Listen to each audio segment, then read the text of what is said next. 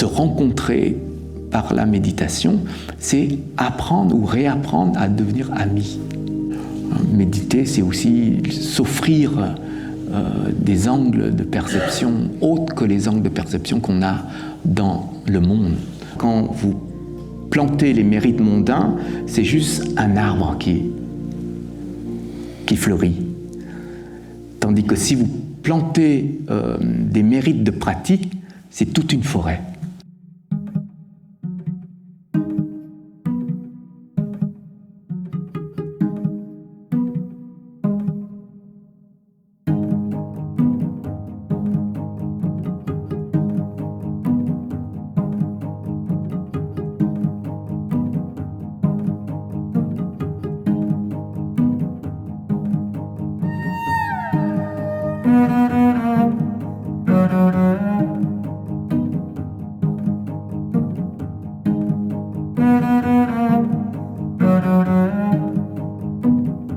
Donc j'ai rappelé rapidement en fait la posture de méditation.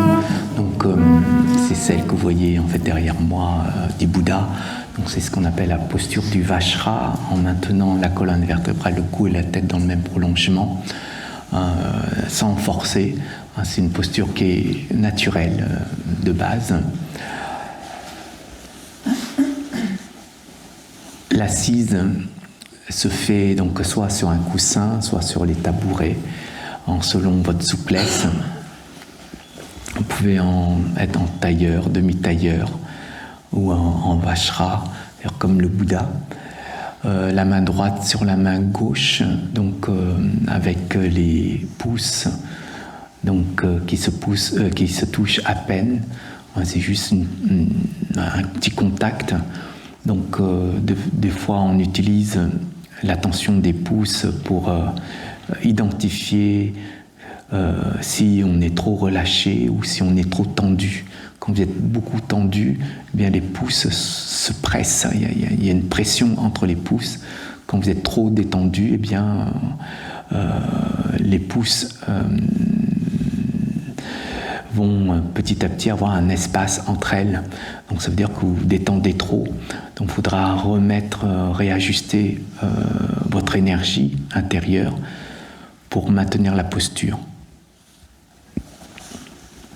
Votre respiration, c'est une respiration en fait, au quotidien par rapport à votre équilibre, à votre bien-être.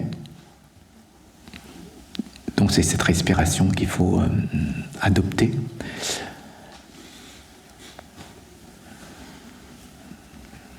Les yeux, essayez de les garder mi-clos, c'est-à-dire une direction des yeux dirigée environ à 45 degrés au niveau du sol.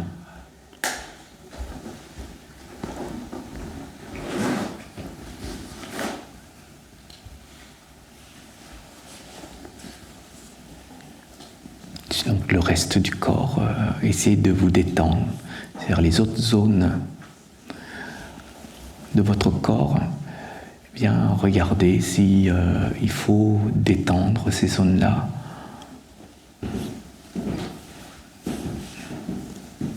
Donc c'est la colonne vertébrale, le cou, la tête qui vont maintenir votre posture. Donc dans un premier temps, on va garder cette posture. Tous les phénomènes extérieurs qui vont venir vers votre conscience mentale à travers vos 5 sens, bien vous les laissez passer. C'est-à-dire vous les accueillez, vous les acceptez et vous les laissez partir.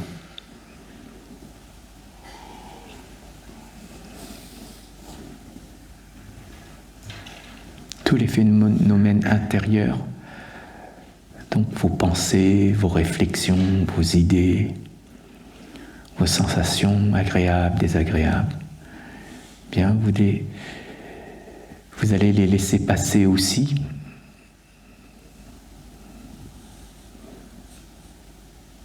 Vous restez simplement dans une posture de spectateur, c'est-à-dire d'observateur sur les phénomènes intérieurs et extérieurs.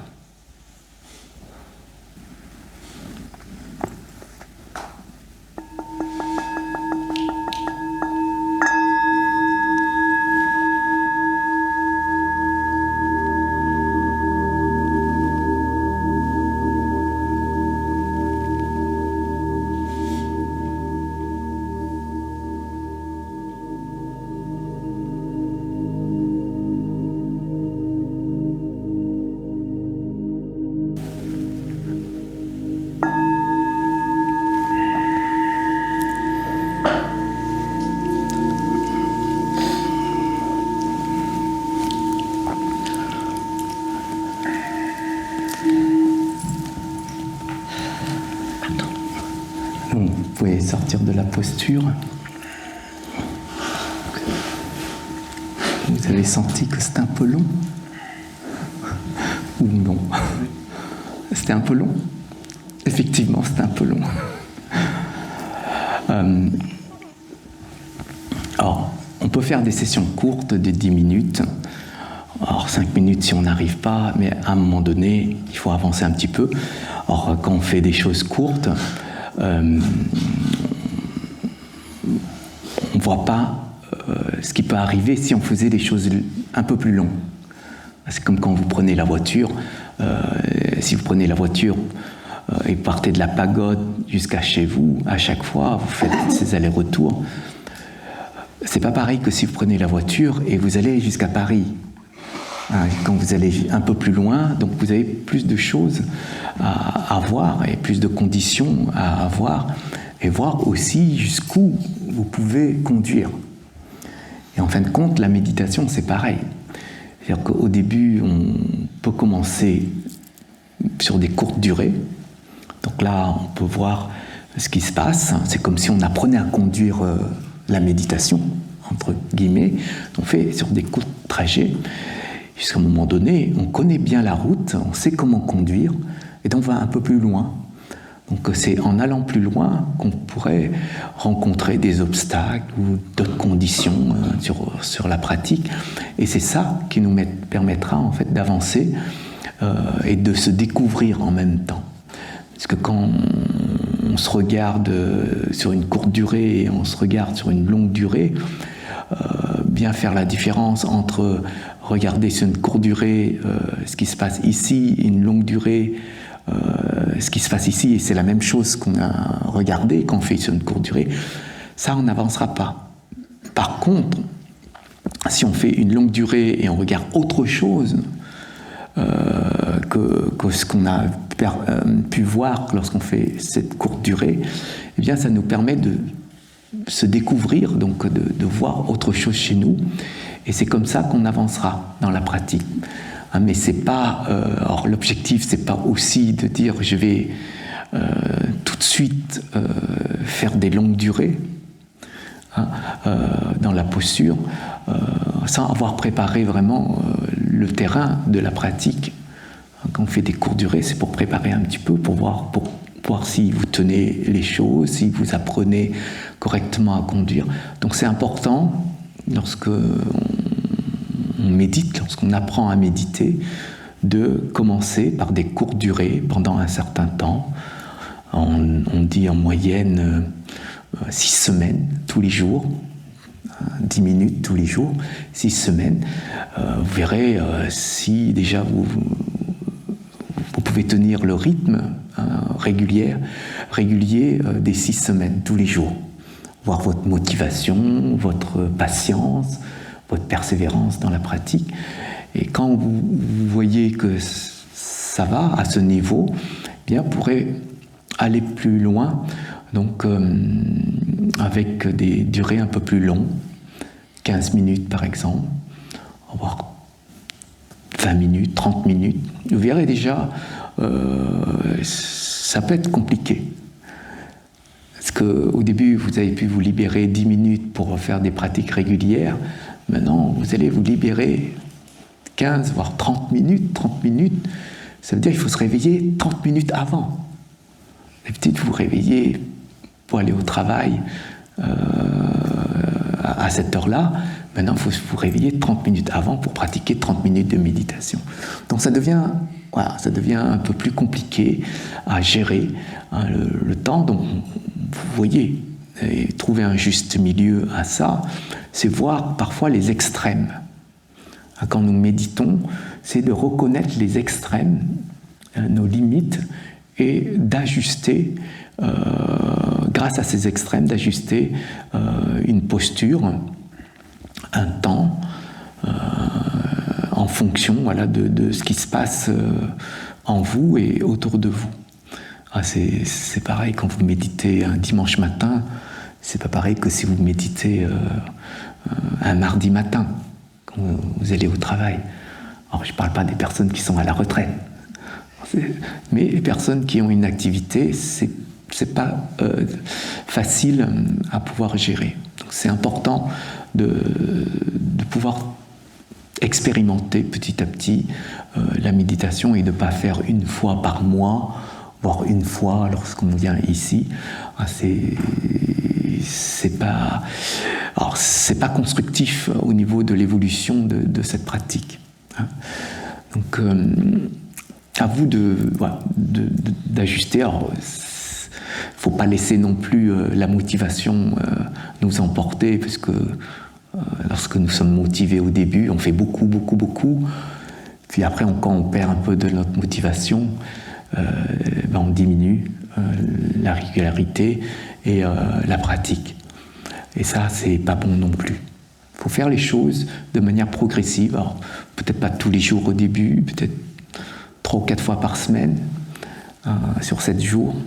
Puis petit à petit, régulariser la pratique à tous les jours. Puis après,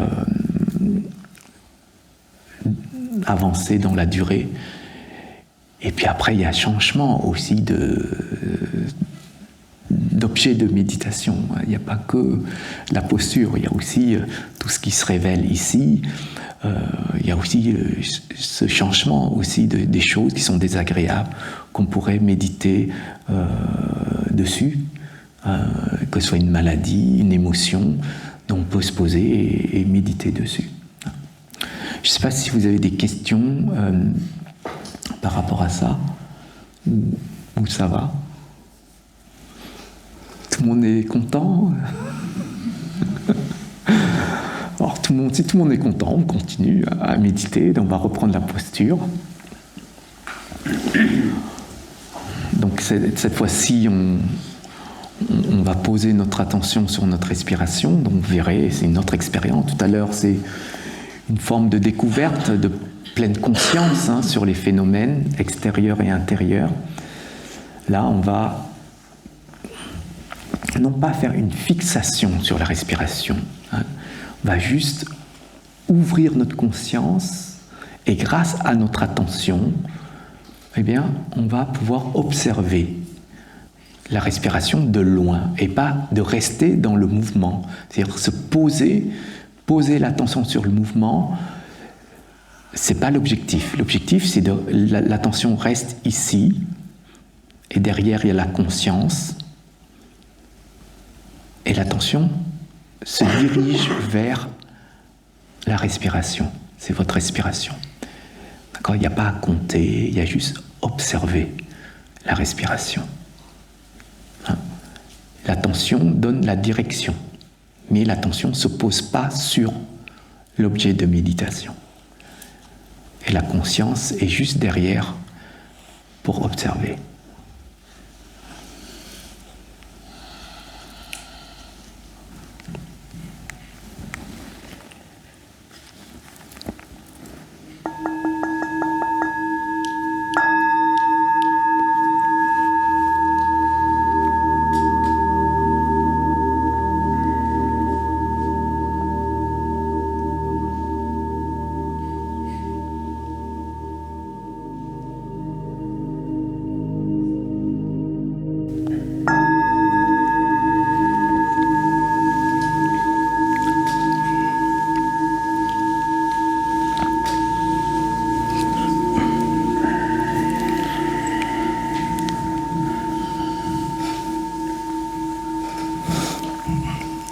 Alors, cette respiration, vous avez pu maintenir tout le long votre attention dessus ou il y a eu des déconnexions au cours de cette forme de méditation?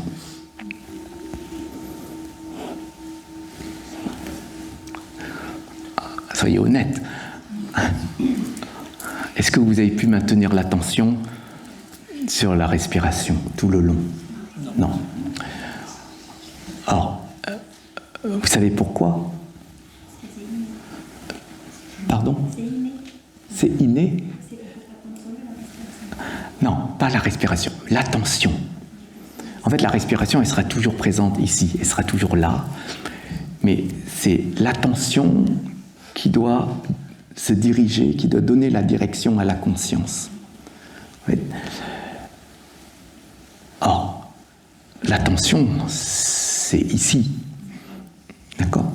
Donc, dans la logique, si on fermait les yeux, si on fermait les oreilles, on ne bouge pas le nez, on fermait la bouche, on ne bouge pas, peut-être ce serait plus facile. Comme on a là les oreilles ouvertes, donc il y a le son qui traverse, on a aussi les yeux mi-clos, donc on a peut-être un contact avec les mouvements, avec la couleur, avec ce qu'on voit. Et donc, on a des tendances, en fin de compte, à travers nos sens, comment on les utilise dans le quotidien, nos habitudes d'utilisation de nos sens au quotidien, eh bien, de manière très instantanée, voire habituelle, nous fait sortir, en fait. Il fait sortir notre attention. En fait, l'attention, elle est visuelle, auditive, gustative, tactile, olfactive, mentale. L'attention, ici, c'est une attention mentale.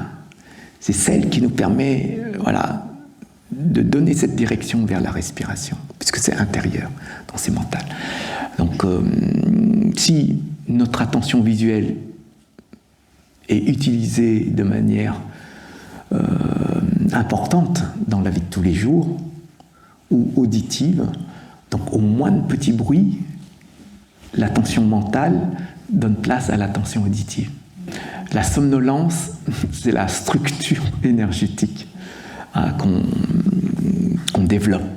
C'est comme quelqu'un qui, au lieu de rester toujours droit, une posture naturelle, cette posture du dos, mais qui a pris l'habitude d'être comme ça, ou lorsqu'il s'assoit, c'est plus confortable d'avoir les jambes dépliées. Si cette personne prend cette habitude-là, quand on lui demande de se poser déjà dans cette posture, à arriver à maintenir la colonne vertébrale, c'est compliqué. Et on a nos tendances, lorsqu'on est dans une pratique méditative, surtout quand le corps ne bouge pas, on a nos tendances. Les tendances, c'est énergétique, ce sont nos schémas, en fin de compte, mentaux, qui peuvent aussi prendre le dessus à ce moment-là. Alors, je ne parle pas ici de la digestion après le déjeuner, je ne parle pas de ça, parce que ça, c'est autre chose. Ça, au lieu de maintenir l'énergie de manière relevée, pour relever un petit peu la conscience, la conscience, en fait, elle tombe. Elle tombe, parce que les énergies ici, au niveau digestif, prend. C'est pour ça que quand on a le mental qui est en train de descendre, la conscience mentale qui est en train de descendre, on va tomber. On a cette tendance, en fait, à tomber. Donc c'est pour ça que des fois, on se relève, on force le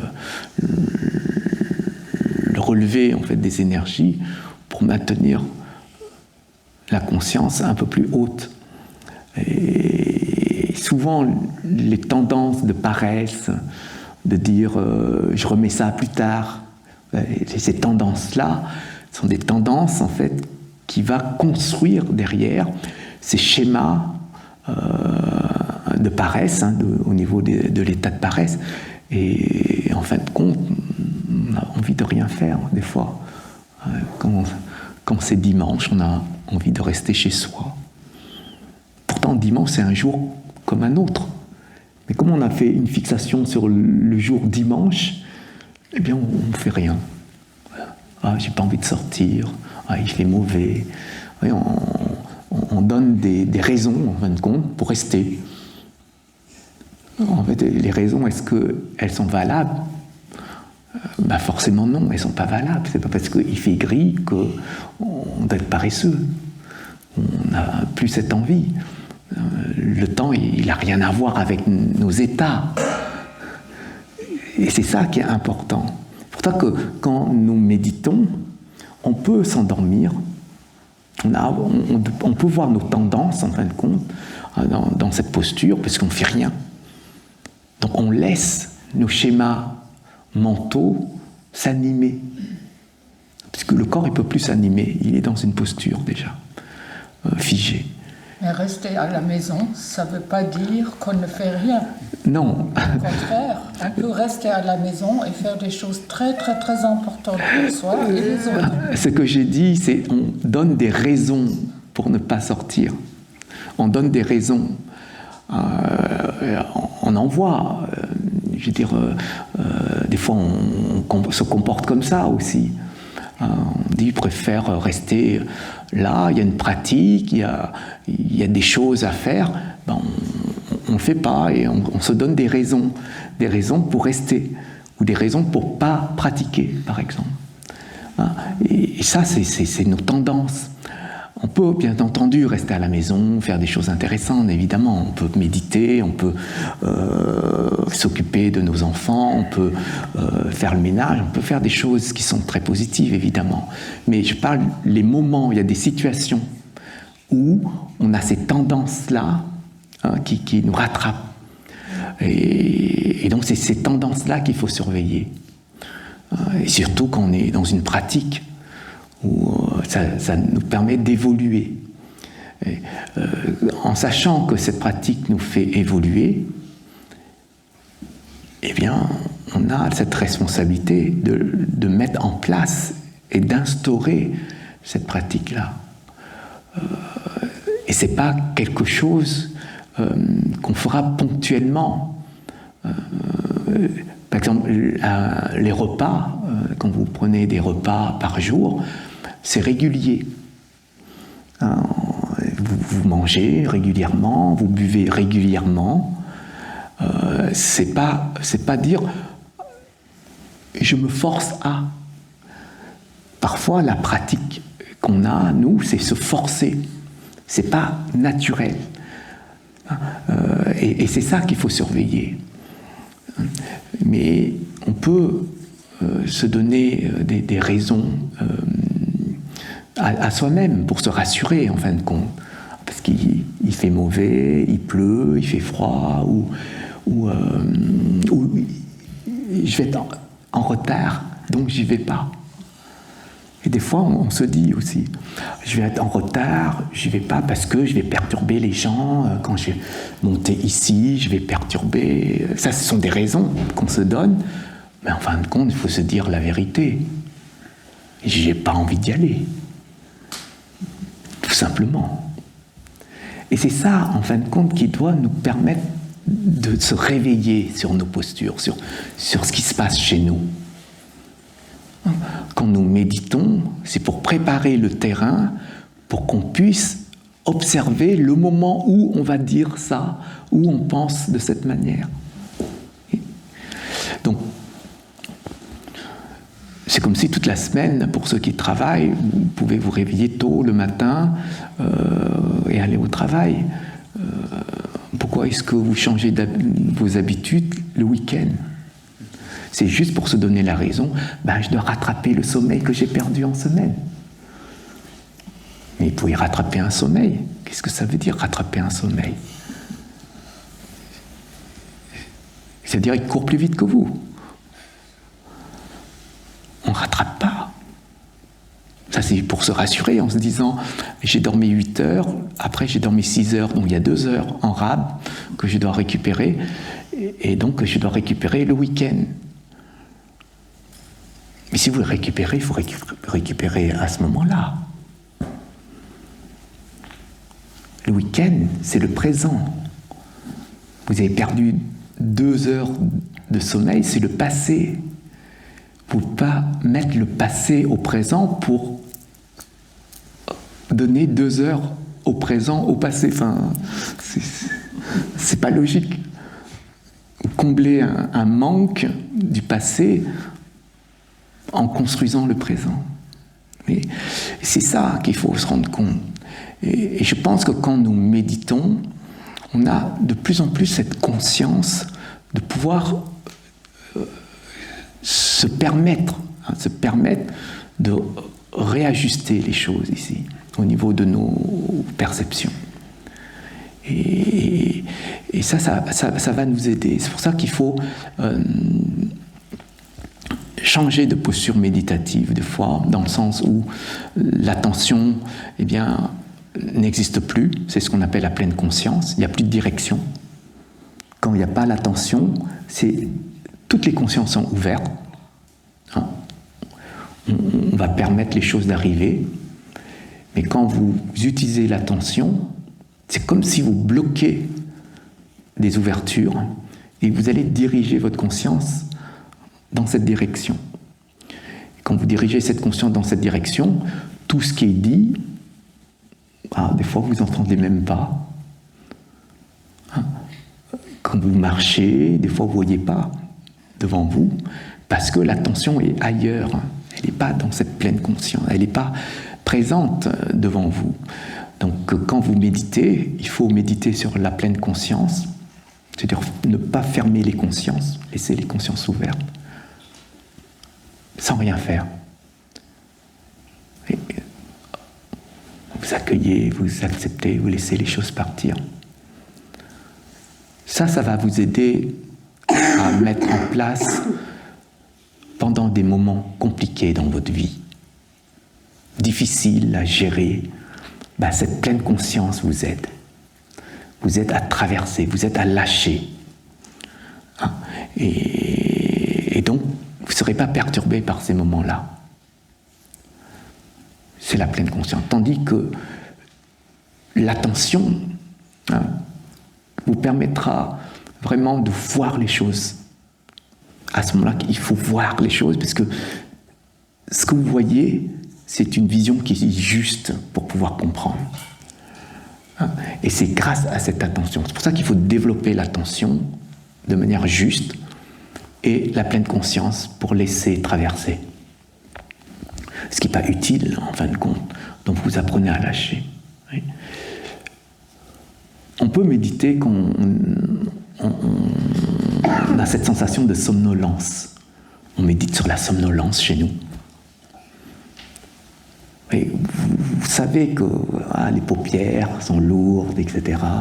Le corps commence à basculer, à être lourd. Et bien vous observez ça. Votre conscience va observer les paupières, mes paupières sont lourdes, je ne vais pas résister. Pas que je résiste. Oui, vous laissez. On médite sur un phénomène. Ça s'appelle la méditation. Même si ce phénomène n'est pas adapté à une pratique méditative dans une posture. Mais nous pouvons méditer dessus. Et c'est ça qui est intéressant en fin de compte.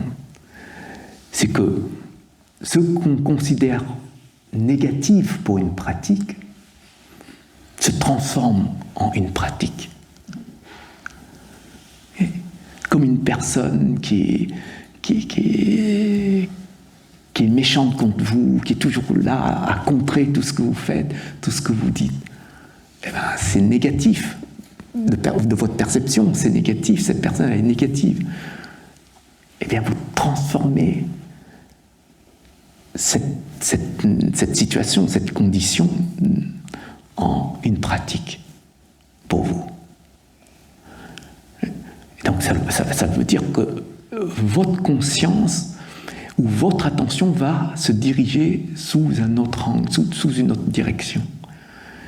Et quand vous dirigez sous une autre direction, eh bien c'est là que vous transformez ce qui est négatif en pratique positive pour vous. C'est pour ça qu'il n'y a pas, dans la méditation, il n'y a pas quelque chose de rigide, qu'il faut être comme ci, il faut être comme ça, il faut être dans une posture qui soit juste. Mais après, ça dépend de tout le monde. Tout le monde ne peut pas méditer de la même façon. C'est juste la conscience qui est là. C'est pour ça qu'on doit, nous, voir nos postures limites, et puis les postures où on peut avoir un calme mental, les postures où on n'a plus de calme mental, mais on va méditer sur le non-calme mental, on médite dessus. Pour être calme mentalement, il faut méditer sur le non-calme. Vous imaginez ? C'est toute une structure au niveau de la conscience qu'on doit réajuster. Hein. C'est pour ça qu'on dit, on va faire monter la conscience pour pas qu'elle puisse attraper, en fin de compte, les phénomènes et être pris par les phénomènes.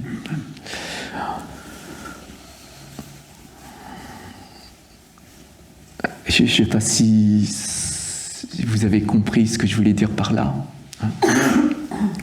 On va reprendre la posture.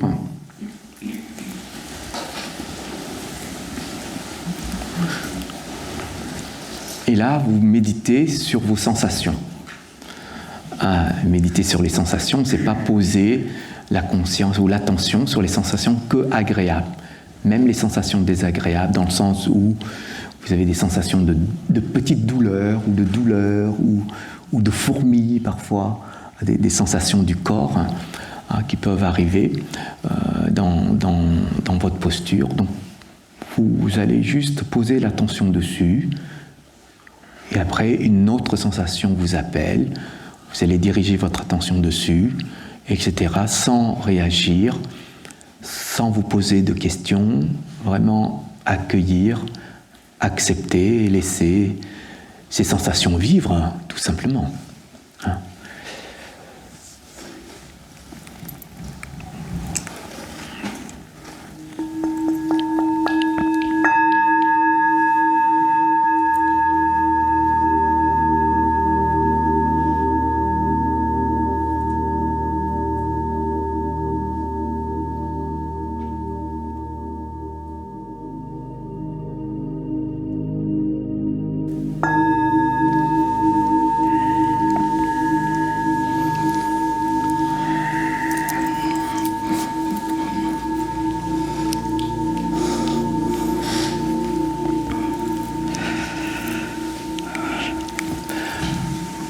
Donc si vous voulez continuer la pratique de méditation, essayez déjà de méditer sur les phénomènes extérieurs, sur ce qui se passe autour de vous, en apprenant à accepter, à lâcher. Ça ne veut pas dire qu'on ne fait pas d'action derrière, hein. On peut accepter et laisser partir les choses, sauf qu'on peut réagir, mais on va réagir avec l'état qu'on aura à ce moment-là, lorsque on aura appris à lâcher prise. Hein.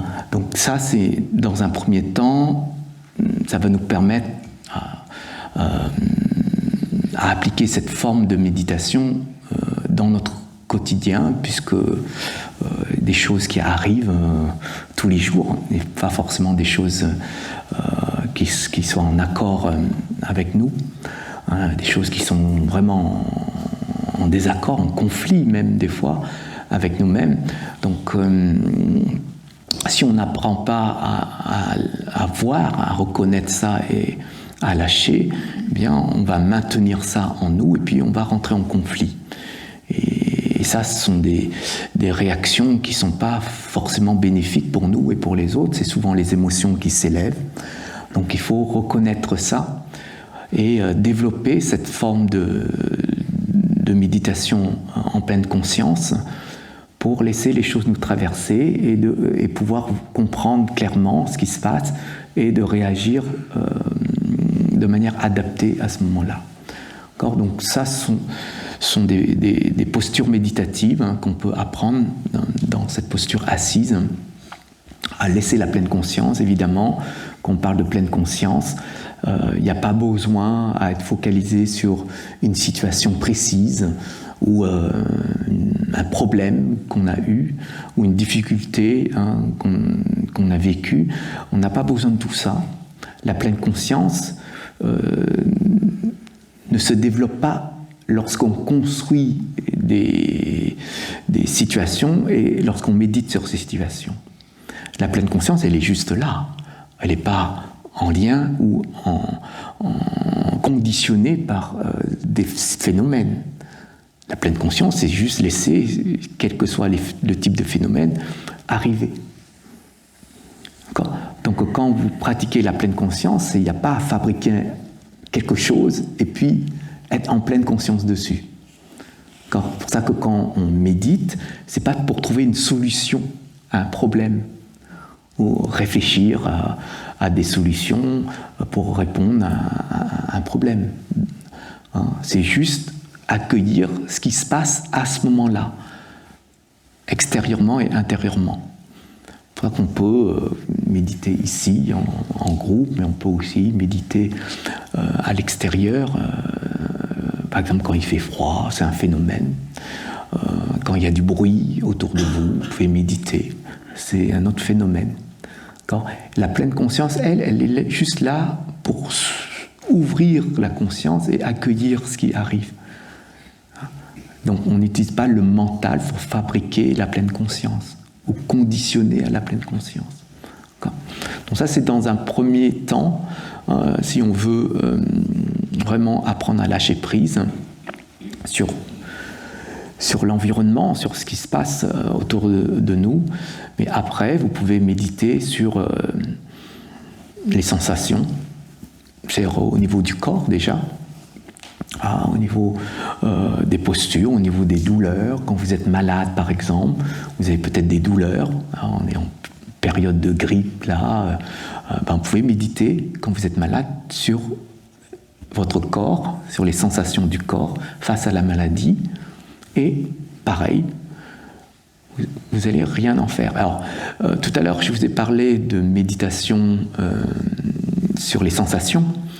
C'est pas figer notre attention. L'attention ne reste pas devant une sensation. Les sensations peuvent être à plusieurs zones de notre corps. Donc, tout à l'heure, vous avez posé l'attention dans cette sensation-là. OK. Et après, il y a une autre sensation qui arrive. Vous posez votre attention sur cette sensation. C'est OK aussi. Il n'y a pas non plus à donner un poids sur les sensations agréables, désagréables. Ou bien là, j'arrive plus à supporter, ou c'est trop douloureux. Il n'y a pas besoin de réagir à ce moment-là. Vous laissez, c'est juste une sensation. Ne faites pas une fixette sur une sensation, parce que la sensation, elle n'a pas bougé au niveau de la sensation en elle-même, mais à cause de cette fixation dessus, vous allez amplifier la sensation. Donc ça aussi, il faut faire attention quand vous méditez sur les sensations, c'est de bien laisser l'attention aller là où il y a un phénomène de sensation. Et voilà, vous accueillez, vous laissez la sensation vivre, vous n'attendez même pas qu'elle se termine. Vous observez, vous dites, là, il y a une sensation, voilà, ça me gratte, par exemple. Vous imaginez, si vous méditez dans la nature, il y a des fourmis qui rentrent, et puis qui se promènent, là, sur votre jambe, etc., ou sur votre main, ou là, ça gratte. Et bien, vous posez l'attention sur, ça gratte, ok. Et après, l'attention va se diriger vers une autre sensation. D'accord ? C'est important, cette structure sur les sensations quand nous méditons, parce que ça nous apprend, en fin de compte, à rester sensible sans attacher aux sensations. On reste sensible, c'est-à-dire l'ouverture des sens, mais on n'est pas attaché aux sensations. Ça me gratte trop, là c'est trop douloureux, voilà, il fait trop froid, etc. D'accord ? Donc vous apprenez à lâcher les sensations en restant sensible. Et la respiration, c'est quand vous êtes beaucoup agité. Il y a beaucoup d'agitation intérieure, c'est surtout intérieure d'ailleurs. Quand on pose l'attention sur la respiration, c'est parce que intérieurement, ça court sans arrêt, quoi. C'est du non-stop. Surtout une situation qui vous brasse. et vous n'arrivez pas à vous positionner, à lâcher prise, eh bien vous allez vous centrer sur la respiration pour calmer ce mental. Et vous verrez, des fois, le mental, il rattrape l'attention. Il dit non, je veux que tu te positionnes ici pour voir ce qui m'énerve. Et après, vous revenez sur la respiration, et puis il vous rattrape, et vous revenez. En fait, ces mouvements de va-et-vient, cet entraînement de va-et-vient, va énormément vous aider à petit reprendre les choses en main et pas laisser le mental devenir maître, en fin de compte, de votre attention. C'est vous qui dirigez l'attention sur la respiration. Donc voilà les trois types de méditation qu'on peut réaliser au quotidien. C'est au quotidien. Et vous verrez, ça va énormément vous aider à ne plus alimenter ou réalimenter certaines émotions, comme le stress ou la peur du futur ou des choses comme ça. Vous savez que vous avez peur du futur, ok, il n'y a rien d'extraordinaire à ça. Vous lâchez le futur. Devenez amis avec les éléments qui provoquent des émotions sur vous. Devenez amis. Et bien, se rencontrer par la méditation, c'est apprendre ou réapprendre à devenir amis. Est-ce que vous avez peur de vos amis? Non. Vous avez peur de vos ennemis, mais comme vous les transformer en amis, donc vous n'avez plus peur de qui que ce soit. C'est toute la dimension de la méditation. On ne devient pas fou. C'est pas parce qu'on dit notre ennemi, c'est aujourd'hui mon ami, parce qu'on l'a vu autrement, on n'est pas fou pour le dire. C'est pas dans ce sens. Et les gens peut-être vont nous considérer peut-être un peu bizarre aujourd'hui. Pourquoi hier c'était son ennemi, aujourd'hui il considère comme son ami. Les gens ne vont pas vous comprendre à ce moment-là. Mais ce n'est pas grave. C'est que vous êtes en accord avec votre environnement. Et c'est ça qui est important. Ce n'est pas évident, mais c'est possible. Donc donnez-vous les possibilités pour traverser tout ça. Méditer, c'est aussi s'offrir des angles de perception autres que les angles de perception qu'on a dans le monde dans lequel on vit. On s'offre ces angles-là. Alors, je ne sais pas si vous avez des questions là, sur cette session.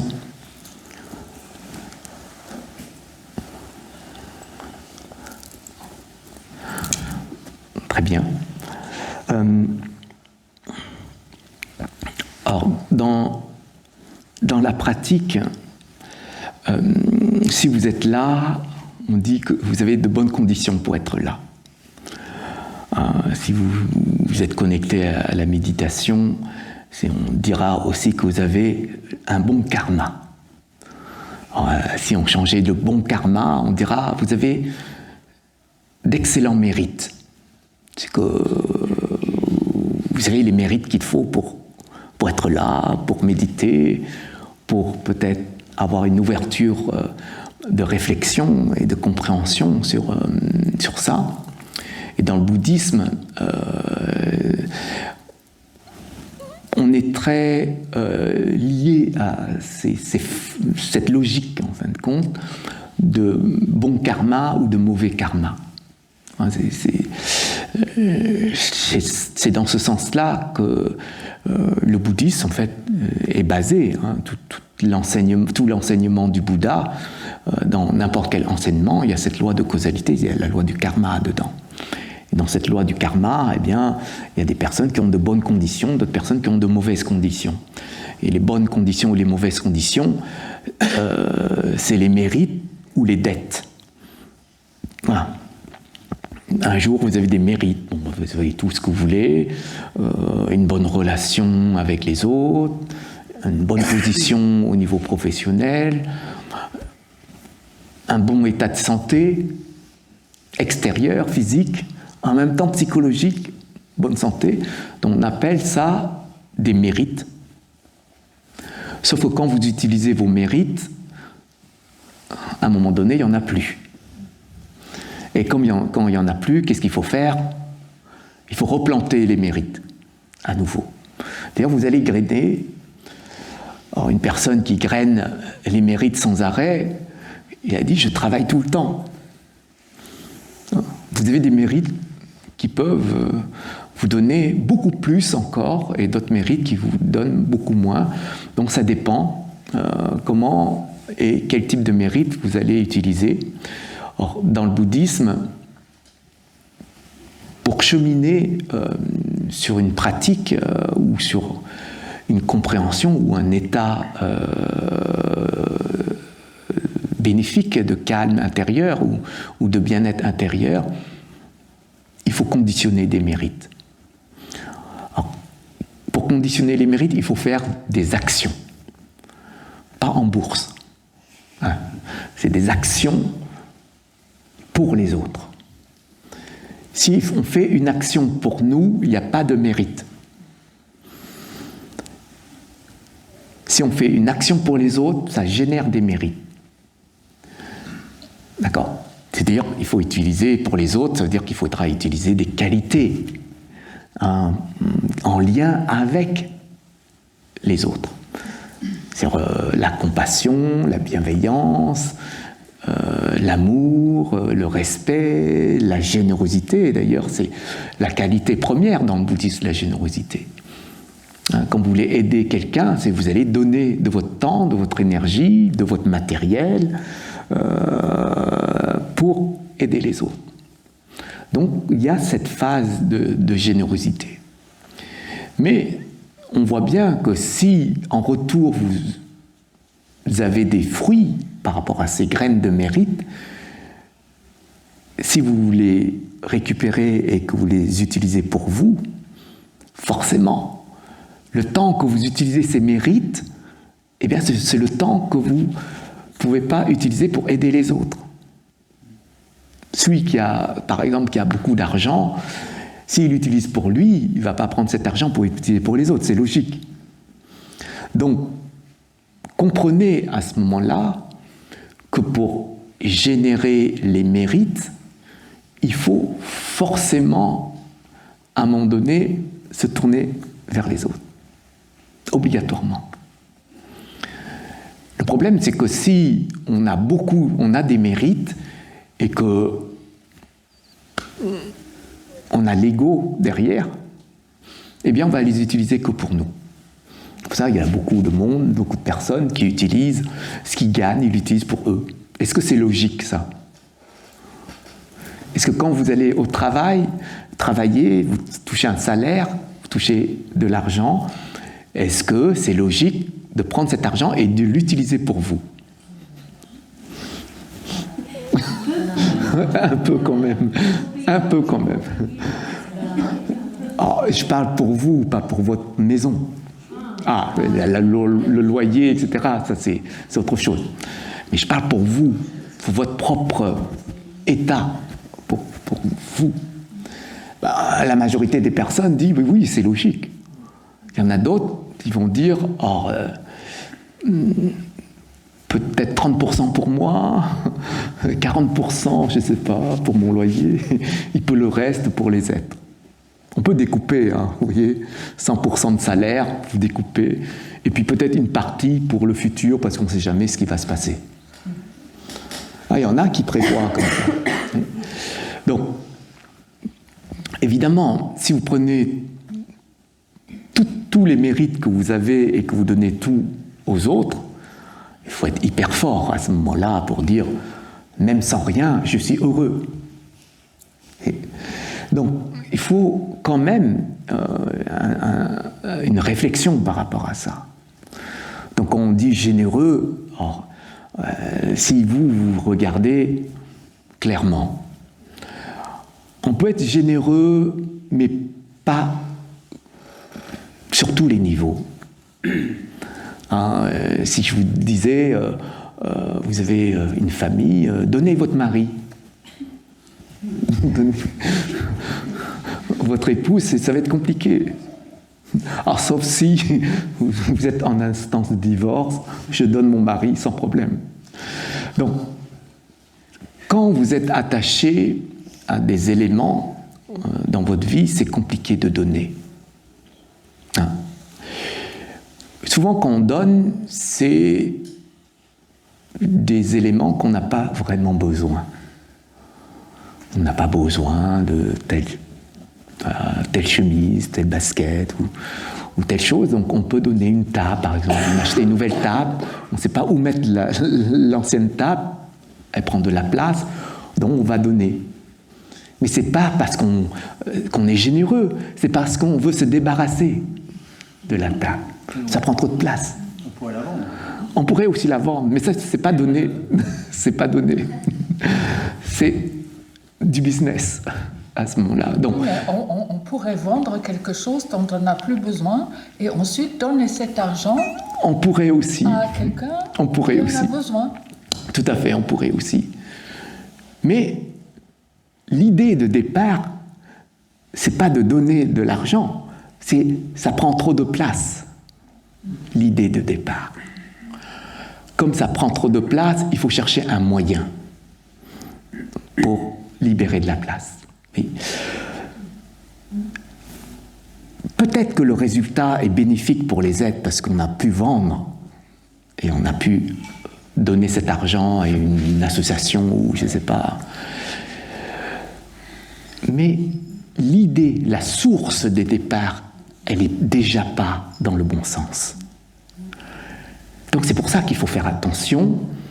Générer des mérites, il faut que derrière, la source doit être déjà orientée vers les aides. Mais cette source-là, elle est orientée vers nous parce qu'il n'y a pas de place chez moi. Je veux me débarrasser, donc je vais chercher un moyen, mais j'ai une bonne intention pour pouvoir aider les autres, de récupérer cet argent et d'aider les autres. Il faut faire attention à cette essence-là, cette source-là, quand nous sommes dans une forme de qualité, de générosité. C'est pour ça que les mérites, lorsqu'ils sont générés, parfois ils ne sont pas complets, parfois ils sont complets, mais on ne peut pas le recevoir. Oui, comme ça, il y a des exemples, beaucoup d'exemples dans notre monde et même autour de nous. Il y a des personnes qui ont des bonnes conditions matérielles, mais qui ne profitent pas. Il y en a, ils ont de l'argent, mais ils ne profitent pas. Ils préfèrent faire profiter à la banque. La banque profite beaucoup de ces personnes, mais eux, ils ne profitent pas. C'est ça qu'il faut se dire, que si on ne fait pas dans une bonne source à la base, eh bien, les mérites qu'on va générer, on ne peut pas profiter. Et ça, même nous, des fois, on a de l'argent, on ne l'utilise pas. On préfère garder ou faire grandir le compte. Et puis, peut-être, on a peur de l'avenir. Et si un jour on tombe malade, si un jour on a besoin de dépenser beaucoup, on va pouvoir l'utiliser. Mais ça, c'est le futur. Ça, on ne peut pas prévoir. Il n'y a que nos peurs qui prévoient le futur. Mais l'instant présent, à ce moment-là, eh bien, on ne peut pas goûter, on ne peut pas recevoir les mérites. Oui. Donc, il faut bien comprendre le processus de générosité à ce moment-là, soit lié à une source qui n'est pas adaptée, soit lié à un état d'ego. Un état d'ego, c'est, voilà, je donne, mais j'attends quand même quelque chose, des fois. Je suis gentil, mais j'espère qu'un jour, il pourra m'aider. Vous voyez, il y a ce business, on va dire comme ça, dans la générosité qu'on qu'on a en arrière-plan à l'intérieur de nous. Et ça aussi, ça c'est l'ego derrière, qui se cache derrière l'action de générosité. Vous voyez, vous avez une action de générosité, mais il y a l'ego qui est derrière, qui est là, dans l'attente, ou j'attends un remerciement, ou je ne suis pas satisfait de sa réaction, ou voilà, ou ça doit se faire. Enfin, les gens doivent savoir que j'ai donné beaucoup de la publicité ou une image de moi, etc. Donc il y a une reconnaissance aussi. Des fois, on demande ça. Ça veut dire que je veux générer des mérites, mais pour moi, un peu d'ego, quoi. Il y a l'ego derrière. Il y en a qui fonctionnent beaucoup comme ça. Je vais prier en retour. Voilà. Je voudrais ceci, cela. Donc, ça, dans le bouddhisme, ce n'est pas de la générosité, d'une part. On ne peut pas qualifier la générosité, cette qualité-là pure, c'est une qualité pure, la générosité, fonctionner de cette manière. D'accord ? Donc, je ne sais pas comment on pourrait qualifier une générosité constructive, conditionnée, sélective. Je ne sais pas comment on pourrait définir à ce moment-là cette qualité, s'il y a cet échange de données, de retour vers nous. Non. Donc, dans la générosité, il n'y a pas d'empreinte d'ego. La générosité pure et dure, il n'y a pas d'ego, il n'y a pas cette empreinte d'ego. Alors, quand on parle de pas d'empreinte d'ego, il y aura forcément des mérites, parce que vous faites une action, donc on appelle ça des mérites mondains. C'est les mérites du monde. Quand vous avez beaucoup de mérites du monde, votre vie est, on va dire, mondiale, de manière conditions mondaines, bien, très bien structurées. Donc vous avez beaucoup de mérites du monde, c'est-à-dire au niveau relationnel, au niveau du matériel, etc., au niveau même de la famille. Il vous manque de rien dans ce monde. On dit que vous avez des mérites mondains, et ces mérites mondains, quand vous les utilisez, eh bien, il n'y en aura plus. C'est-à-dire la quantité de ces mérites va diminuer selon comment vous utilisez. Alors, il y en a, ils se disent, comme j'ai beaucoup d'argent, je vais donner une partie de mon argent aux autres, donc ça me permet de régénérer des mérites mondains à nouveau. Vous voyez, il y en a qui font ça, qui ont compris le processus logique de la loi du karma, par exemple. Il dit, comme j'ai beaucoup, eh ben, je vais utiliser pour moi, mon bien-être, et ce qui reste, je redonne pour régénérer derrière des mérites mondains. Et comme ça, il me manque de rien lorsque je vais renaître dans ce monde ou dans d'autres mondes. J'ai à nouveau des mérites qui m'attendent et qui m'accueillent. Qu'est-ce qui voudrait être comme ça ? Qu'est-ce qui voudrait vivre comme ça, avoir des mérites mondains sans arrêt voilà, vous êtes ici, dans ce monde, il vous manque de rien. La famille, c'est... C'est encore un calcul du mental, c'est pas être dans le cœur. Je sais, mais il y en a qui calculent mentalement. On reste dans le reconnaissance, quoi. Tout à fait. Donc, ça montre que les mérites mondains nous fait renaître sans arrêt dans le cycle des existences et on n'est jamais libéré. Ça, il faut comprendre.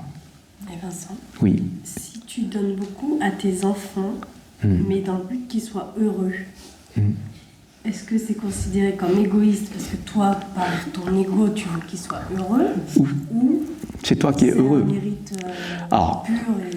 Quand on donne, supposons on donne à nos proches, de manière générale, si notre objectif, si notre intention, c'est permettre à nos proches d'être heureux, c'est pour les autres. qu'on donne. Mais si on donne pour nous permettre, nous, à être heureux, ben c'est l'ego. D'accord ? Si on donne et que c'est pour le bien de nos proches, de ces personnes-là, eh bien, il n'y a pas d'ego. D'accord ? Parce que c'est dirigé là-bas, c'est pas dirigé ici. Mais s'il y a une goutte qui tombe à l'intérieur, ici, chez nous, eh bien, il y a l'ego à ce moment-là. Donc, on va dire que la générosité, elle est entachée. Il y a un peu de tache dessus, c'est pas pur. Et parfois, c'est rien. Vous donnez, vous repartez chez vous, vous y pensez. Juste en pensant, eh ben, ça donne une tache dans la qualité. Parce que quand vous pensez, c'est l'ego qui pense. Quand vous donnez, c'est plus à vous. Pourquoi vous pensez encore ? Et du coup, ça génère du mérite ou pas, même s'il y a assez petit... Ça génère du mérite, mais ce sont des mérites, d'accord, qui ne nous permettent pas de se libérer du cycle des existences. Ce sont des mérites, comme j'ai dit, mondains. C'est-à-dire, vous renaissez, ces personnes-là sont endettées avec vous parce que vous avez donné. Hein, donc, il y a des dettes à ce moment-là, donc vous allez recevoir du monde. Et c'est ça qui est compliqué. C'est pour ça que quand nous pratiquons, on doit surveiller absolument le mental. On doit être toujours là, à l'affût du mental et de son fonctionnement. Si c'est pour nos enfants, forcément, ça nous appartient. Si on donne à un enfant qu'on ne connaît pas la même somme qu'on a donnée à nos enfants, est-ce qu'on serait capable de le faire ? C'est plus dur. Voilà, et quand on donne, il n'y a pas de limite, logiquement. La générosité n'a pas de limite. La qualité n'a pas de limite. Si vous limitez la qualité à ces types de personnes uniquement, c'est que la qualité, elle est limitée. Donc, comme la qualité est limitée, les mérites seront limités.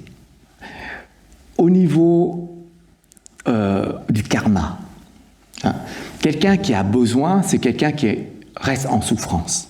D'accord ? Qui est en souffrance. Quelqu'un qui n'a pas besoin, mais on anticipe pour son avenir. Alors, il n'a pas besoin, c'est comme si on ouvre un compte en banque à nos enfants, on lui met de l'argent à l'intérieur, voilà, avec des intérêts, etc. Donc, il n'a pas besoin pour l'instant. Mais on prépare son futur. D'accord ? Donc, quelqu'un qui est en souffrance et qui a besoin de l'argent ou de la nourriture, hein, et vous donnez. La question, c'est, quand vous donnez, est-ce qu'elle continue à souffrir ? Est-ce qu'elle continue à développer du désir ? Est-ce qu'elle a compris qu'il faut changer intérieurement et avoir une autre posture pour être beaucoup plus autonome ? Il y a plein de petites choses. C'est pas maintenir, quoi. Si on maintient, signifie qu'on maintient la source, donc c'est pas bon. C'est pour ça que lorsque on donne, il faut comprendre les choses et pas se laisser emporter par la situation. Parce qu'une personne qui souffre et que nous sommes sensibles à la souffrance des êtres, est-ce qu'on n'est pas affecté par la souffrance ? Et lorsque nous donnons, eh ben c'est l'affect qui donne. D'accord ? C'est pour ça qu'il faut bien se situer par rapport à ça et bien voir les niveaux, surtout les niveaux de mérite, parce qu'il y a des niveaux dans les mérites. Là, j'ai parlé du niveau mondain. Le niveau mondain, si on a compris que les mérites sont des mérites qu'on a générés et qu'aujourd'hui on récolte du monde, eh bien, il faut qu'on puisse lâcher, pas s'attacher à ces mérites-là. Donc on doit se dire, nous, c'est des mérites que j'ai générés, mais là, je ne vais pas m'attacher dessus. Je ne vais pas les utiliser égoïstement. D'accord? Donc ça, c'est le bon sens.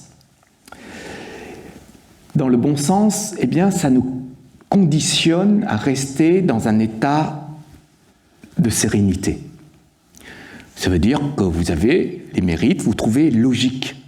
Vous ne dites pas, j'ai gagné au loto, et ce n'est pas logique. Pour vous, tout ce qui arrive ici, c'est logique. Quand c'est logique, il n'y a pas besoin de faire toute une histoire, ni d'être agité. Donc on va préserver la sérénité à ce moment-là. Et en préservant la sérénité, on va pouvoir utiliser ces mérites-là pour les autres. Et donc on va utiliser cet état de sérénité pour donner ces mérites aux autres. Ce qui veut dire que les mérites qu'on génère ne seront plus liés à soi. C'est-à-dire qu'il y a un détachement à ce moment-là. Il n'y a plus de nœud dans le monde des mérites. D'ailleurs, les mérites mondains n'ont plus de lien avec nous-mêmes. C'est pour ça qu'on peut se libérer. Et donc, on passe à un autre niveau de mérite qu'on appelle les mérites de pratique. Dans ces mérites de pratique, c'est pour vous expliquer, les mérites mondains nous amènent à des conditions du monde très stables, équilibrées.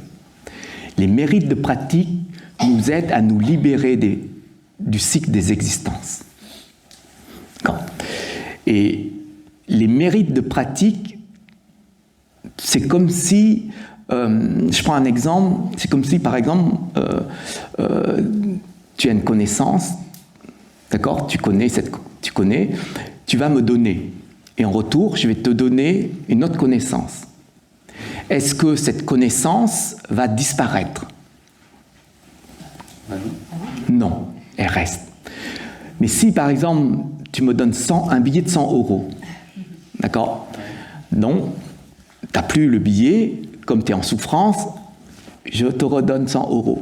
En fin de compte, vous voyez, cet échange de 100 € à chaque fois nous maintient à un niveau de mérite mondain. Il n'y a pas de choses qui se déploient, il y a des choses qui vont se perdre.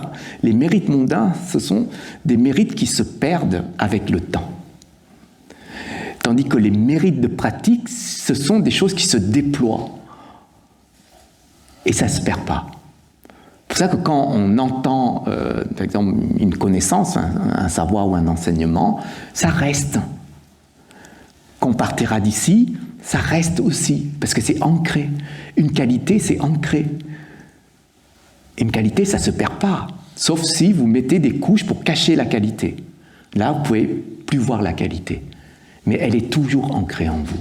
C'est pour ça que quand on passe au niveau des mérites de pratique, il y a deux formes à l'intérieur de ce niveau-là.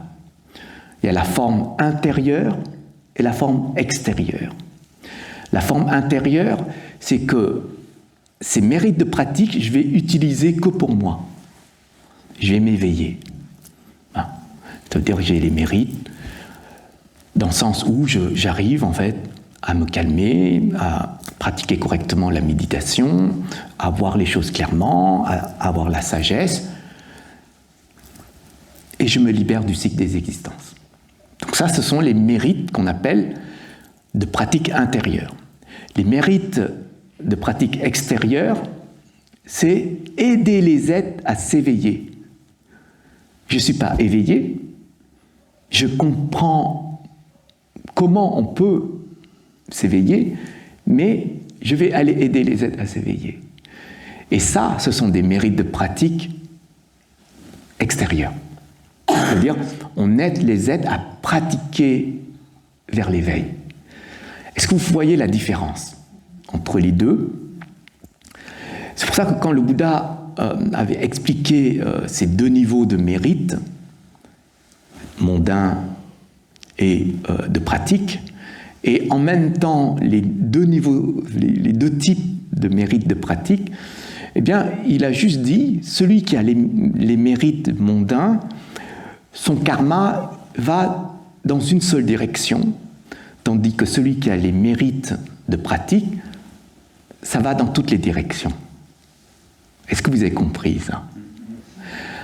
Donc ça montre que lorsque nous pratiquons, générer les mérites mondains, par exemple venir balayer le temple ou bien faire la vaisselle ou faire des choses bien pour les autres, ça ce sont des mérites mondains. Pour pouvoir générer les mérites de pratique, c'est là où on rentre dans le processus du non-soi, c'est-à-dire il n'y a plus d'existence d'ego, c'est-à-dire se dire c'est la qualité qui agit, c'est la qualité qui aide la personne, mais c'est pas moi. Et vous voyez le sens, c'est-à-dire un niveau de conscience où on ne se voit même pas aider, mais c'est la qualité qui aide. Ouais. C'est comme la compassion, la bienveillance, la générosité, c'est ces qualités qui vont nous permettre d'aider les êtres. Et donc il n'y a plus cette notion d'ego. C'est-à-dire que la réalisation des êtres vers l'éveil, la réalisation du non-ego, c'est-à-dire il n'y a plus cet ego, et la réalisation des besoins à ce moment-là des êtres. C'est-à-dire vous savez que ces êtres-là ont besoin de ça, mais vous, comme il n'y a pas d'ego, vous n'êtes pas affecté par ça. C'est votre qualité de compassion, c'est votre qualité de bienveillance qui vont vous permettre en fait d'aider les êtres. Et donc ça nous demande une dimension de sagesse. C'est pour ça que quand on a les mérites de pratique intérieure, on développe la sagesse. Et quand on a les mérites de pratique extérieure, on a l'amour et la compassion. La sagesse plus l'amour et la compassion permettent en fait d'aider les êtres complètement, à réaliser complètement l'éveil. Et c'est comme ça que la structure des mérites en fait se réalise au quotidien pour quelqu'un qui pratique la voie. Donc, je ne sais pas si j'ai été clair par rapport à ces niveaux, à bien savoir que quand vous plantez les mérites mondains, c'est juste un arbre qui fleurit. Tandis que si vous plantez des mérites de pratique, c'est toute une forêt.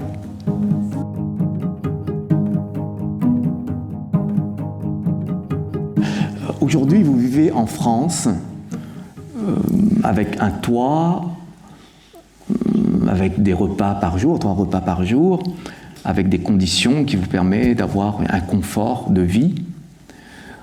Ça, c'est des mérites mondains. On peut ne pas accepter. Quand on parle de mérites mondains, c'est ce qui disparaît. D'accord ? C'est comme quand vous avez un plat, ce sont des mérites, parce que vous avez ce plat-là. Quand vous mangez, il n'y a plus de plat. Ça, c'est mérite mondain. Mais les mérites de pratique, c'est ce qui est invisible et ce qui reste. Par exemple, quand vous avez la bonté, c'est en vous, personne ne peut vous le prendre. C'est ici intérieurement. Donc c'est ce qu'on appelle mérite de pratique. D'accord ? Donc les mérites mondains, si vous voulez plus, si vous voulez plus générer de mérites mondains, c'est très simple. Il faut être égoïste à fond la caisse. Si vous êtes égoïste à 100%, avare, vous verrez. Vous lâchez rien, c'est que pour vous.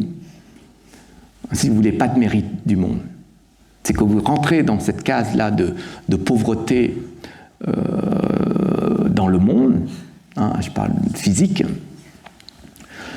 En fait, on peut tout contrôler, mais la différence entre ces 2 niveaux de mérite vient tout simplement de l'intérieur. C'est-à-dire comment vous êtes intérieurement quand vous faites cette action-là. Est-ce que vous êtes dans dans un état d'ego? Est-ce que vous êtes altruiste? Quelle qualité vous avez? C'est ça qui va faire la différence. Et donc c'est pour ça que quand vous voulez faire une bonne action, vous regardez ici ce qui se passe avant de faire l'action. C'est pas je vois que j'ai de l'ego que j'arrête mon action. Je reconnais que l'intérieur n'est pas en accord. Voilà, je reconnais. Donc j'accepte et je suis responsable de ce qui se passe ici par rapport à plus tard. Je dois accepter. Et c'est ça qui va nous permettre d'avancer. Parce que le moment où on reconnaît, c'est qu'il y a une pointe d'attention sur cet état, c'est ce qui se passe ici. Et grâce à cette attention, eh bien, on pourra mieux être vigilant, mieux surveiller pour les prochaines fois. Et donc c'est normal, hein, on n'est pas tout de suite comme un Bouddha ou comme un Bodhisattva à œuvrer correctement pour les autres, avec l'intérieur qui est pur. On a toujours encore, on traîne encore l'ego avec nous. On vit dans un monde ou dans un système où il y a fortement cet état d'ego. Donc on ne peut pas, nous, s'en libérer tout de suite. Donc on vit avec, mais on apprend petit à petit à comprendre son fonctionnement et à s'en détacher, à dire, en fin de compte, il n'a pas d'existence, cet ego. On l'utilise pour nous relever, hein, l'orgueil, se montrer. Donc tout ça, c'est juste pour s'élever, en fin de compte, mais dans le monde, à cause de nos désirs, de nos attachements. Et en fin de compte, c'est qu'illusion. On génère une carapace illusoire de l'ego et on se met dans cette carapace. C'est comme une combinaison, si vous voulez. Celui qui a une armure, eh ben c'est l'armure de l'ego et il se met à l'intérieur. Et après, il se sent fort, protégé. En fait, l'ego, c'est ça, c'est cette carapace qu'on a conçue et qu'on se met sur nous.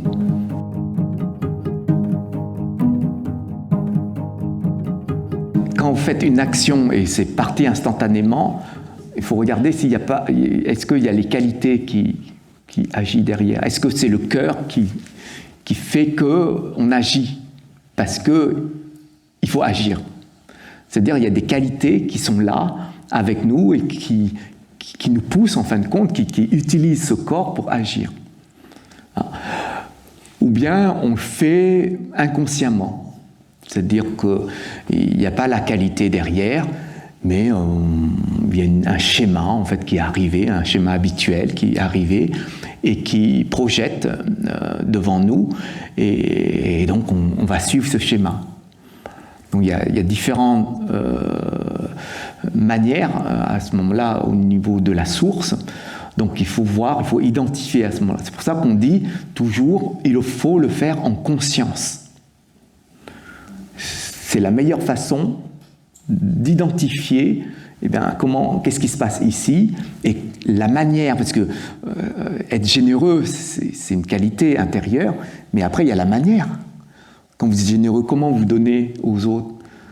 Il y en a, ils vont mettre un paquet cadeau, il y en a qui vont avoir un respect pour donner le cadeau, l'élément. Enfin, il y a la manière. Il y a eux qui vont donner avec sourire, d'autres qui donnent pour donner. Il y a tout ça à prendre en compte. Parce que tout vient de l'intérieur, mais quand vous allez donner, c'est votre corps. Mais quand vous donnez, qu'est-ce qui se passe à ce moment-là, tout le long, en fin de compte? C'est pour ça qu'on dit toujours, je suis heureux avant, pendant et après. Quand vous donnez, vous êtes heureux avant, ça vous fait plaisir, vous êtes heureux. Vous donnez, toujours dans la joie, et après, vous êtes encore heureux. Quand vous donnez, il faut ces 3 étapes sans voir que vous donnez. Si vous voyez que vous donnez, ça casse tout. Tout ce que vous avez construit. Donc c'est ça aussi qui est compliqué. Il y a toujours l'ego qui se voit donner. Vincent, Oui. est-ce qu'on peut s'oublier en donnant trop aux autres ou tout le temps aux autres? Or si on s'oublie, c'est soit on n'a plus d'ego,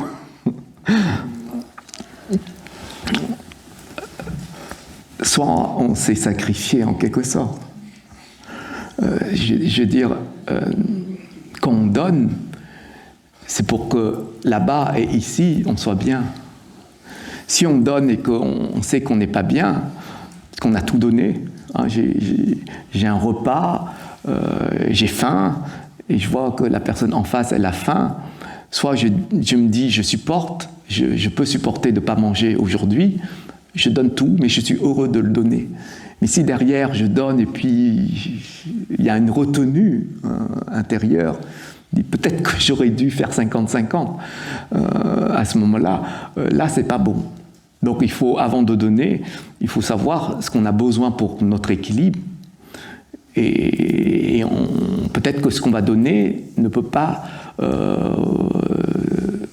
rééquilibrer la personne, je ne sais pas, intérieurement. Peut-être que c'est insuffisant ce que je vais donner. C'est pas grave. Il y en a, ils disent, voilà, là, pour construire ça, si je donne 1 centime, ça ne va pas permettre de construire ce bâtiment, donc je ne donne pas. Il y a une histoire comme ça avec le Bouddha. Un jour, le Bouddha avait rencontré un jeune, et ce jeune a posé au Bouddha comment je peux faire pour générer des mérites de pratique.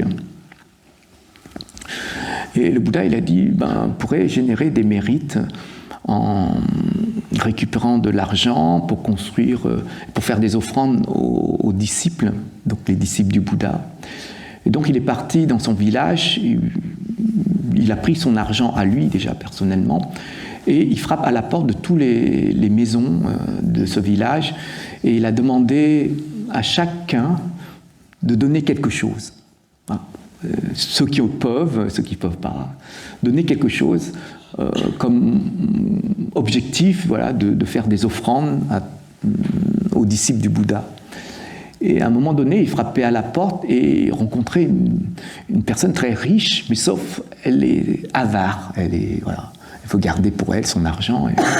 Et en plus, elle n'a pas confiance en lui. Et elle posait plein de questions, mais à quoi ça sert, etc. Et lui, il a juste expliqué en fait sa motivation. Après, la personne a dit, mais je ne vais pas te donner mon argent. Et donc, il a dit à cet homme, donnez ce que vous avez, il n'y a pas de souci.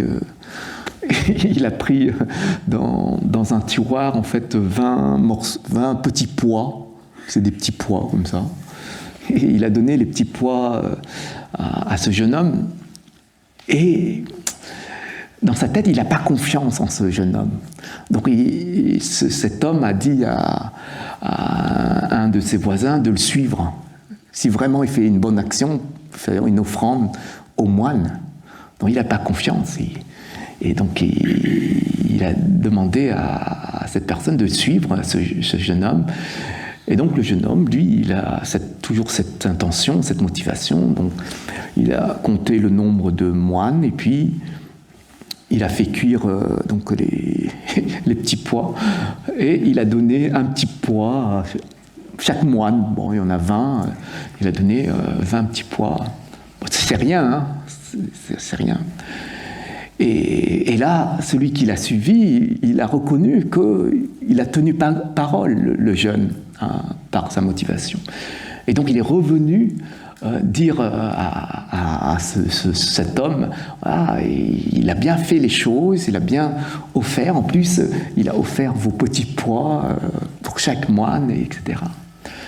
Et donc là, cet homme a réfléchi, puis il se sent il se culpabilise un petit peu par son attitude face à ça. Donc il est revenu voir ce jeune homme et il lui a demandé pardon et il s'apprêtait à se prosterner voilà, devant le jeune homme pour demander pardon. Et tout d'un coup, le Bouddha, il est passé par là, il voyait cette scène, et il a dit, mais qu'est-ce qui se passe? Pourquoi vous vous prosternez devant ce jeune homme? Et le jeune homme, il a dit, moi j'ai offert aux moines, voilà, j'ai fait cette action en demandant de l'aide aux villageois. Et cet homme a dit au Bouddha, moi, j'ai reconnu mon erreur, mon attitude face à cette action et face à cette personne. Et le Bouddha, il a applaudi, il a dit, vous voyez, vous, en organisant cette action-là d'offrande pour les moines, vous avez pu générer, grâce à vous, des conditions pour que les villageois puissent générer eux-mêmes des mérites. Et ça veut dire que nous, on a cette capacité d'aider les autres à générer des mérites. Et après, le Bouddha, il a expliqué à cet homme, vous aussi, vous avez eu le courage de reconnaître votre erreur. Et bien que vous avez donné que des petits pois, c'est ça qui va construire tout un royaume. C'est-à-dire que quand nous, on a des petites choses qu'on considère peut-être insuffisantes pour un projet ou pour voilà, un événement, il faut considérer que chaque goutte d'eau qu'on met pourra remplir un océan. Pour ça, quand vous avez juste rien du tout, hein, mais que vous faites juste l'action avec un état intérieur qui soit pur, cette action-là pourrait remplir un océan. Hein, donc c'est dans ce sens que personne ne peut dire « je ne peux pas être généreux » ou « je ne peux rien donner ». Chacun de nous a quelque chose à offrir aux autres, que ce soit un sourire, que ce soit une attitude, que ce soit accompagné, que ce soit une parole, que ce soit du matériel. Mais le Bouddha, il disait, donnez ce qu'il y a de meilleur chez vous. Mais ne donnez pas ce que vous n'utilisez plus. Ce qu'il y a de meilleur chez vous, ça veut dire les éléments qui sont difficilement détachables. Les éléments où vous avez beaucoup d'attachement. Si vous donnez ces éléments, c'est que vous êtes pur intérieurement. Parce que donner ce qu'on n'utilise plus, c'est assez facile, dans un sens. Hein? Mais bon, vous voyez, je vous explique ça pour que vous puissiez prendre conscience simplement du niveau qu'on peut atteindre. Pour ces êtres-là, on n'en parle pas, parce que les bodhisattvas, les bouddhas, ils dépassent tout attachement de ce monde. Mais nous, on peut apprendre à notre niveau à donner aux autres ce qu'il y a de meilleur chez nous. Ce qui peut être très bénéfique, parce qu'on lâche, et c'est ça les mérites de pratique, c'est que plus vous donnez aux autres ce qu'il y a de meilleur chez vous, et plus vous en avez. Ça fait partie, en fin de compte, de cette logique. C'est comme quelqu'un qui donne le sourire, il reçoit beaucoup plus de sourires. Alors pourquoi ne pas donner le sourire ? Et c'est ça, c'est cet intérieur. C'est pour ça que le bouddhisme, lui, il se cale sur l'intérieur. Il se cale sur les subtilités de l'intérieur pour qu'on puisse, nous, faire une action qui soit en accord avec cette pureté intérieure.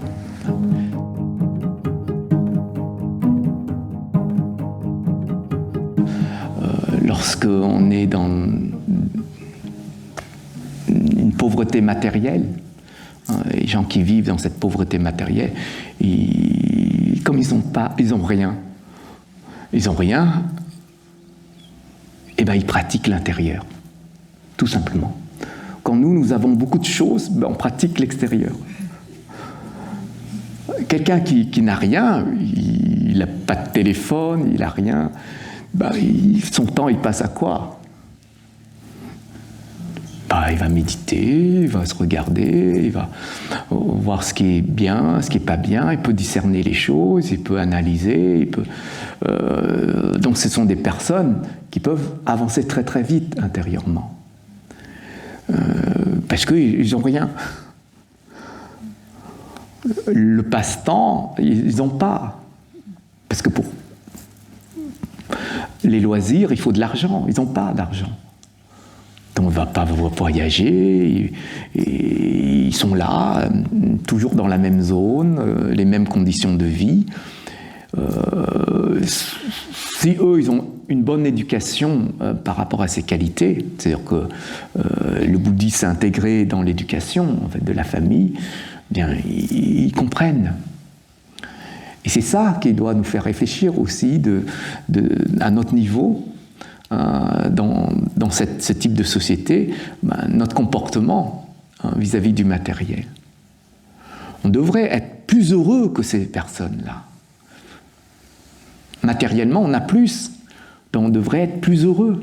Mais on voit qu'on est plus malheureux. On voit qu'on en souffre beaucoup plus. C'est pour ça que si on a cette sagesse-là, on pourrait dire, le matériel, c'est pour mon confort, mais ce confort-là, je vais l'utiliser pour les autres.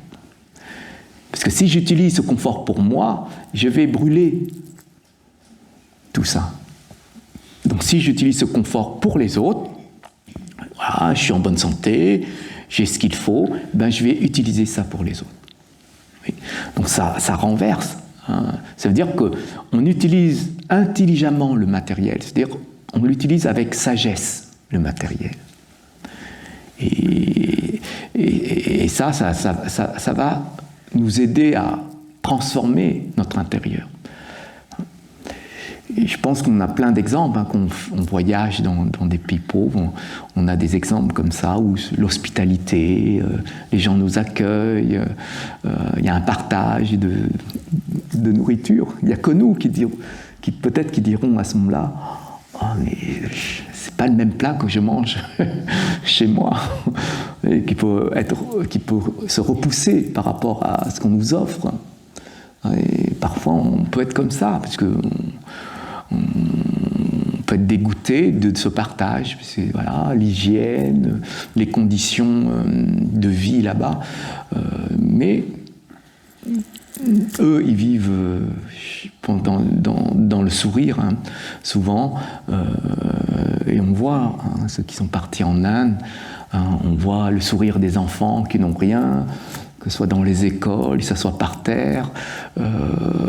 C'est ça que nous devons apprendre. Peut-être que nous avons oublié, à cause du matériel, on a un petit peu oublié le sens de la vie, le sens de tout ça, de ces qualités.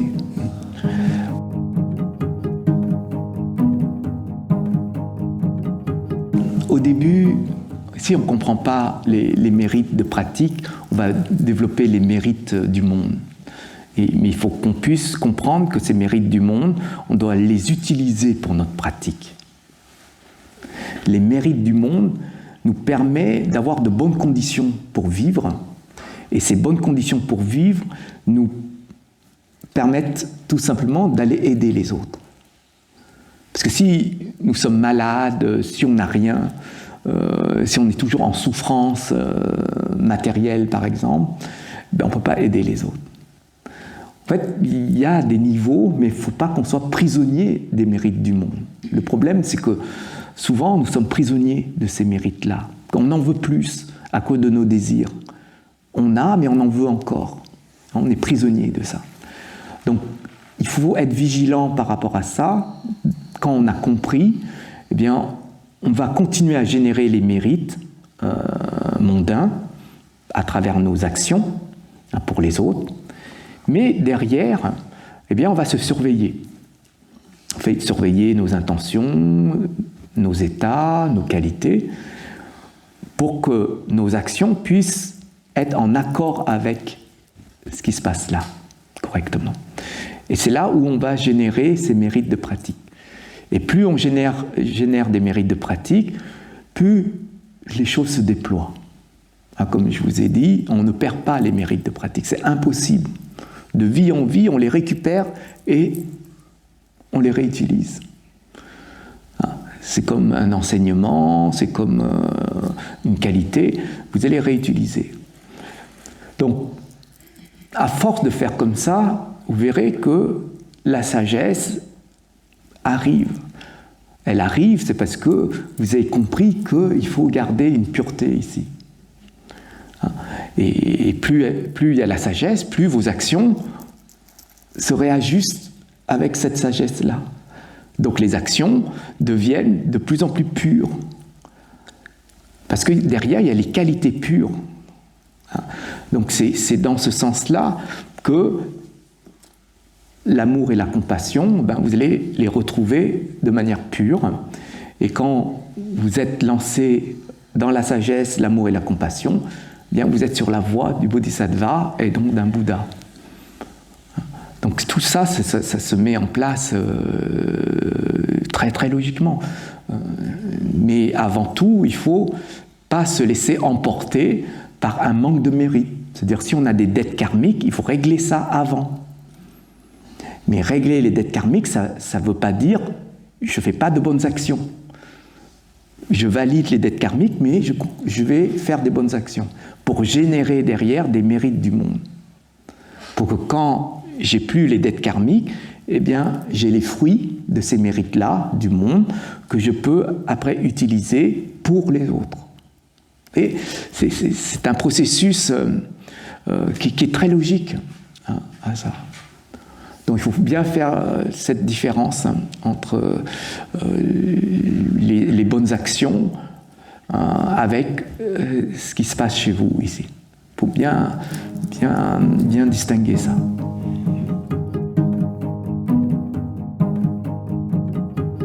Vous avez des dettes, vous remboursez. C'est pas j'ai une dette et je lâche prise.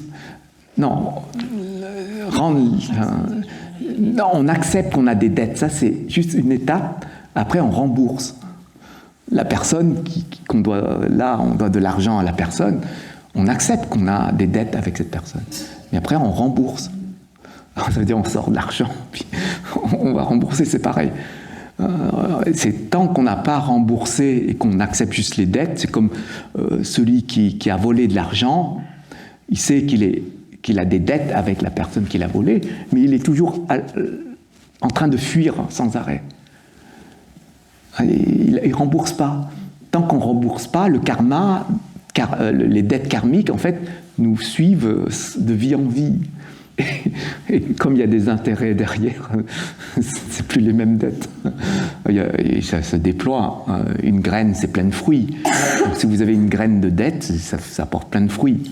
Donc les dettes karmiques peuvent se multiplier. Ça dépend de quel type de graine, quelle intention, quel état d'ego, quel attachement. Enfin, il y a plein de petites choses qui pourrait à ce moment-là enclencher un processus de déploiement. Oui. Comment on les identifie, les dettes karmiques ? Quand on souffre. Quand vous souffrez, c'est génial, vous dites dette karmique. Quand quelqu'un vous fait souffrir, vous n'avez rien fait. Vous ne connaissez pas la personne, ou vous connaissez la personne, vous n'avez rien fait. Et là, vous souffrez. Elle vous fait souffrir par son état, par son ego, par sa manière de fonctionner. Parfois, ça vous énerve même de voir une personne qui est en train de chanter. Vous n'aimez pas entendre chanter, on vous chante. Vous savez que vous avez une dette avec cette personne. Dès que vous voyez qu'il y a un conflit ou un désaccord ou quelque chose, tac, face à une situation, c'est qu'il y a quelque chose à régler là, chez vous. Et que c'est récurrent. Quand c'est une personne que vous croisez dans la rue et puis c'est fini, non. Ça, c'est un schéma que vous devez régler. Mais quand vous revenez et qu'il y a toujours la même personne qui vient, là, c'est une dette karmique avec la personne. C'est récurrent. Une dette, c'est récurrent. Allez, vous payez 25 années de votre vie, chaque mois, je ne sais pas combien, là, le crédit, c'est récurrent, c'est une dette. On appelle ça une dette karmique.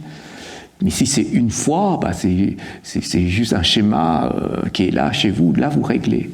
Mais les dettes karmiques, vous ne devez pas rencontrer cette personne. Quand vous rencontrez, pensez que tout est joli, tout est beau, et quand vous êtes avec cette personne, c'est l'enfer. C'est parce qu'il y a une dette. Avec cette personne, vous n'avez pas de dette, vous n'allez pas rencontrer cette personne. C'est comme ça. Même les enfants, c'est pareil.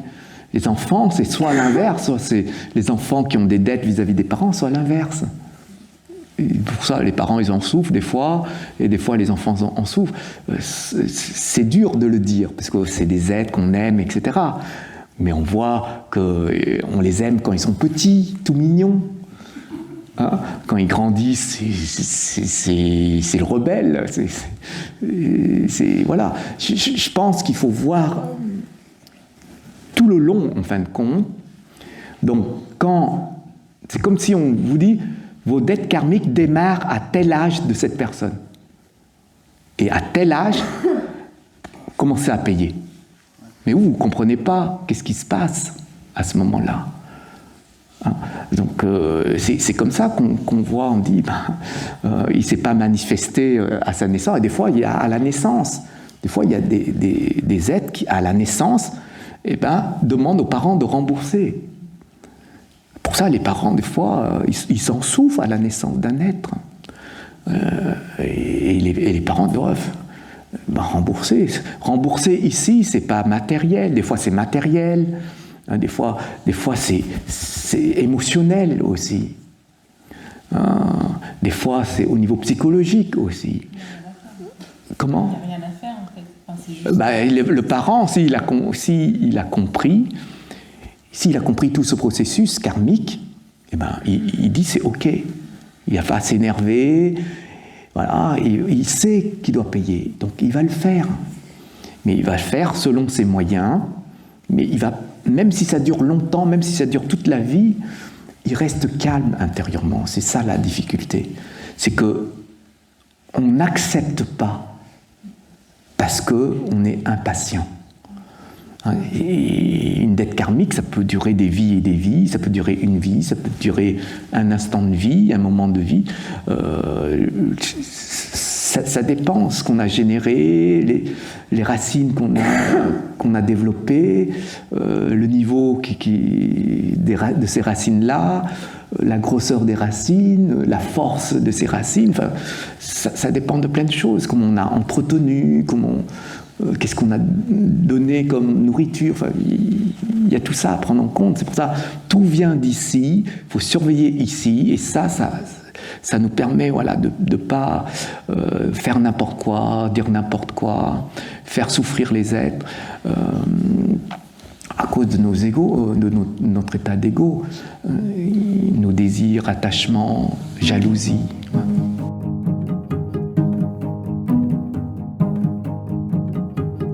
Quand vous avez une dette et vous dites « je dois payer pendant 26 ans », c'est un crédit que vous prenez pendant 26 ans. Au bout de 26 ans, si vous payez correctement, il n'y a plus de dette, il n'y a plus de crédit. C'est logique. Mais si, à un moment donné, au bout de 20 ans, vous dites « je ne vais pas payer tout ça », vous arrêtez de payer. Et à un moment donné, il y a un retour par rapport à ça. Donc, quand on a fini de payer les dettes, il n'y a plus rien. Il n'y a plus de dette, donc soit la relation, il n'y a plus de relation, les choses se dispersent naturellement, soit on reste avec la personne et on vit heureux. Il y a une stabilité, il y a une harmonie dans la relation. Mais tant que la dette n'est pas encore payée, alors, si on souffre, on doit reconnaître la souffrance pour lâcher ça. Si on continue à souffrir et qu'on cherche à se venger, on développe de la haine vis-à-vis de la personne, on veut vraiment le jour J, à tel moment, eh ben on va le faire souffrir à nouveau. On a cette intention-là. Eh ben on régénère les mêmes dettes. C'est comme si vous avez fait souffrir une personne et que vous avez oublié que vous avez fait souffrir cette personne. Aujourd'hui, cette personne revient, elle dit bah, maintenant, tu dois me rembourser ce que tu m'as pris. Tu m'as pris mon bien-être à ce moment-là. En me faisant souffrir, tu as pris mon bien-être. Et ben aujourd'hui, je reviens et je veux en retour prendre ton bien-être. Ben, si vous dites OK, ben, vous donnez. Si vous ne dites pas OK et vous ne trouvez pas ça normal, pourquoi cette personne vient ici, ben, vous allez traîner ça. C'est très logique. Il n'y a que ce mental qui dit « mais j'accepte pas ». Ce mental, il ne supporte pas ça et dit « moi, j'accepte pas ça ». Et si vous n'acceptez pas, vous suivez quand même la loi de causalité. Le Bouddha disait « les dettes karmiques, c'est les seules dettes qu'on ne peut pas fuir dans notre existence ». Même si vous cachez, vous avez des pouvoirs extraordinaires, vous vous réfugiez dans un endroit où personne ne peut y aller, la dette karmique, elle est à l'intérieur de vous. Donc là où vous allez, elle est ici avec vous. Ce n'est pas vis-à-vis des personnes, c'est vis-à-vis de ce que vous avez généré intérieurement. Donc, il vaudrait mieux payer rapidement les dettes, comme ça, on est libéré de ces conditions karmiques pour pouvoir pratiquer. Vous commencez à pratiquer, l'autre il sonne à votre porte pour dire « tu me payes ». Oui. Comment vous pouvez pratiquer ? Il faut rendre. Vous ne serez pas, voilà, dire tranquille tant que vous avez encore des dettes karmiques pour votre pratique. Et ça, depuis les Bouddhas du passé, les Bouddhas du présent, ça se passe comme ça. Je veux dire, c'est pas quelque chose qui se passe une fois. C'est tous les êtres traversent tout ça. Si on meurt et qu'on n'a pas réglé. Eh bien, ce sera la vie d'après. Mais après, si on dit « je ne crois pas à la vie d'après », eh bien, on verra. C'est tout. Parfois, il y en a, ils fuient. Ils fuient cette vie, ils ont volé, ils fuient, ils vivent, je sais pas où, dans une île, ou je sais pas, et ils disent, bah là, non, c'est pas du matériel, c'est ancré en vous. Vous avez développé un schéma de désir, de voler, de tuer, vous avez développé intérieurement ça. C'est une empreinte que vous emportez avec vous, c'est une empreinte karmique. Donc quand vous arrivez et que vous déployez l'empreinte karmique, ben les personnes qui sont devant vous disent « Ah ben lui, il a une empreinte karmique là, sur ce style-là, eh bien on vient, on frappe à votre porte. » Imaginez, vous, mettre devant votre porte d'entrée chez vous, « Je suis un voleur ». Vous verrez ce qui va arriver. C'est une empreinte, c'est gravé. Donc, vous voyez, c'est pas quelque chose qu'on prend à la légère. Hein. Les dettes karmiques, c'est quelque chose de très important qu'il faut comprendre, qu'il faut essayer de travailler sur nous pour dépasser ça. C'est-à-dire, je paye, mais je dépasse ça. Et que je ne vais plus renouveler ces dettes-là. Pour que ma vie future soit dans des conditions de pratique pour moi. Et ça, c'est une personne qui pratique le bouddhisme doit avant tout régler ses dettes.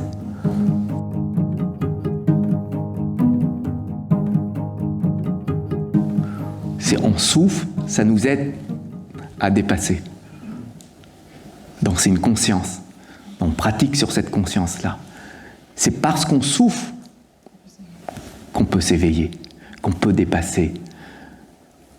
C'est pour ça que celui qui dit « moi je veux que mes dettes soient réglées dans 100 vies, au lieu de régler dans cette vie », il va se faire rattraper. De toute manière, le Bouddha, il a été clair par rapport à ça, et toutes les vies qu'il a vues de tous les êtres dans leur passé, leur présent et leur futur, il a bien vu que tout s'enchaîne comme ça. C'est pour ça qu'il a été clair par rapport à ça. Donc on ne peut pas ignorer ça. Il faut être patient, surtout la patience. Les dettes, ça se règle avec patience. Et comme ça, de vie en vie, il y a des choses qui s'allègent. Hein, dans cette vie, vous avez réglé 100 000 euros. Vous devez 200 000. Ben, la vie d'après, il vous reste 100 000. Ça allège. Pour avoir des mérites, eh ben, il ne faut plus avoir de dettes. Parce que dès que vous avez les mérites, il faut payer. Et dès que vous gagnez de l'argent, il faut payer la personne. C'est comme ça. Donc vous générez des mérites et vous dites, tiens, je génère des mérites, comment cela se fait-il que j'en récolte pas? Bah oui, puisque quand vous générez, vous payez les dettes. Donc vous n'avez rien, vous n'avez plus rien.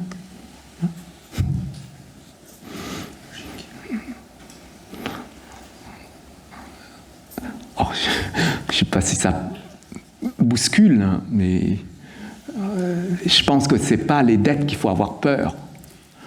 Il faut avoir peur de régénérer les mêmes dettes.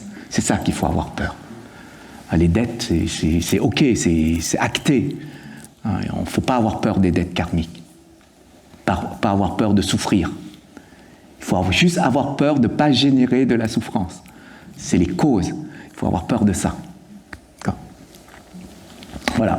Donc on va faire la dédicace et puis je vous laisse redescendre.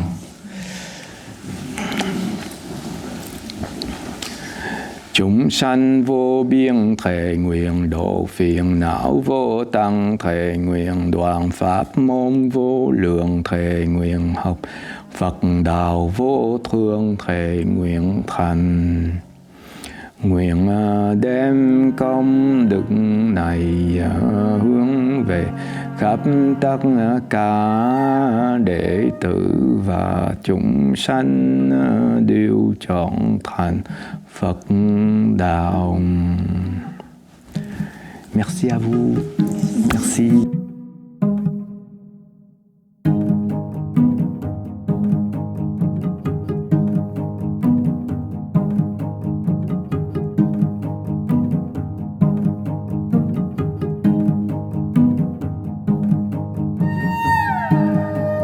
Thank you.